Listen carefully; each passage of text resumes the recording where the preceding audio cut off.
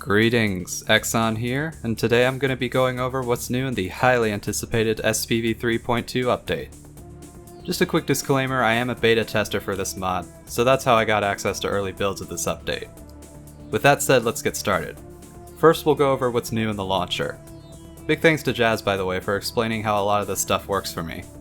Some of it is simplified, but still accurate. You'll see that there's quite a few new options in the launcher here, starting with HUD v5. This option adds a border around your HUD to better simulate looking through the view of a Spartan. It even sways based on player movement, which is very impressive to me. When your shields go down, the new border will flash red just like your health bar. Halo 5 has something similar to this.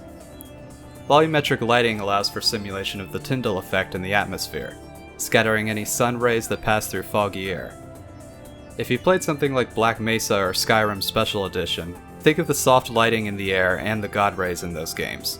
Lens dirt simulates bokeh and dust particles on the visor, close to the eye. Essentially adds something like this. Film grain is pretty straightforward. A cinematic grain effect is overlaid during gameplay. And yes, this can be disabled. Looking at you, Reach.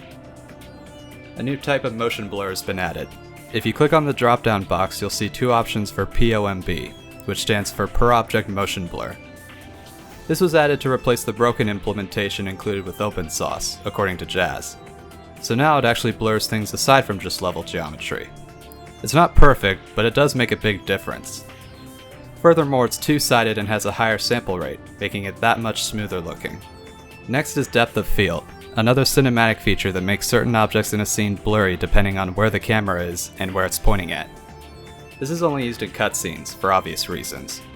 The low setting adds blur and the high setting adds bokeh effects and chromatic aberration on top of that. And then there's MXAO, which stands for Marty McFly's Ambient Obscurance. What this essentially does is give the game its own implementation of ambient occlusion, a common graphical effect in modern video games, but back then was either rare or non-existent. This adds shadows to objects, characters, and level geometry, giving them more depth and detail. Comes with low and high settings. There are also new visor interactions with the environment, like frost and cold settings and water droplets from rain and waterfalls. This can't be disabled, but I've been told they may change that in a future update.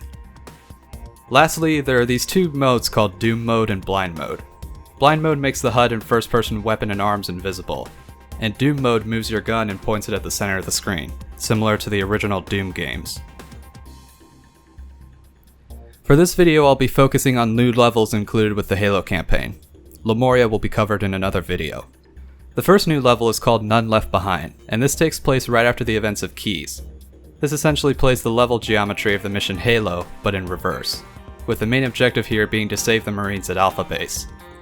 Aside from the changes to lighting, skybox, and the obvious addition of the Flood and Sentinels, there is a new Flood unit that appears here, but I'll leave that for you guys to discover yourselves. Next up is the Commander, a mission that takes place on the level geometry of the Silent Cartographer. Once again, this takes place right after Keys. The Commander is a very unique mission that has you playing as Thel Vadami, otherwise known as the Arbiter, starting in Halo 2. You're accompanied by two elite characters, Artos and Uze. For those who don't know, Uze appears as the fourth character in Halo 3's 4-player co-op. The objective here is to secure the Cartographer and reactivate Halo's security systems. You'll find what remains of the Covenant forces on the island have gone mad and will attack you just as they would the Master Chief. You'll face the same enemies as in None Left Behind, with the exception of there being no elites to fight here. Unless we're talking Flood elites, obviously. Now it's important to know that you can't use human weapons in this level, but since SPV3 does a wonderful job of drastically overhauling Halo CE's weapons sandbox, this isn't much of an issue. You'll see some Covenant enemies use human weapons, so watch out especially for the red-eyed Jackal snipers. There are no armor abilities on this map. Instead, pressing the flashlight button activates an energy sword, which can be used as both a flashlight and a strong melee weapon. But use it wisely. Like the other armor abilities, this one runs on a timer. Also keep in mind that you can't lunge at enemies with this sword like you can in later Halo games. There's a new type of grenade introduced in this level called the Needle Grenade. This replaces the frag grenade since you can't use human weapons, and the way it works is it sticks to the first thing it lands on, much like the gravity grenade. After a brief pause, the grenade detonates, spreading a bunch of mini needles out, and those create smaller explosions, similar to the cluster grenade but with further range and being able to ricochet off other surfaces. If the grenade lands on an enemy, it will detonate on them multiple times before being done. Now if you've heard of the Silent Cartographer Evolved, then you won't be surprised to hear that the Commander has its own evolved counterpart. This level actually takes you to certain areas that were previously inaccessible in TSCE. Commander Evolved also changes the story a bit from the Commander. In this level you'll encounter a brute chieftain named Lopidus. Predictably, he betrays you, and your team is forced to fight their way through the island alone. Both versions of the Commander have the same general premise and outcome. However, Commander Evolved has a bit of a twist at the very end. One last thing to note is when you get to the Silent Cartographer or the Commander, you can choose whether to play the classic or evolved versions.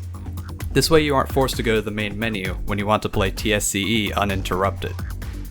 Anyways, that's it for this video. Big thanks to Masters, Jazz, and the rest of the mod team for giving me the chance to beta test this mod update. SPV3.2 comes out on July 6th, so don't miss out. Thanks for watching, I'll see you guys later.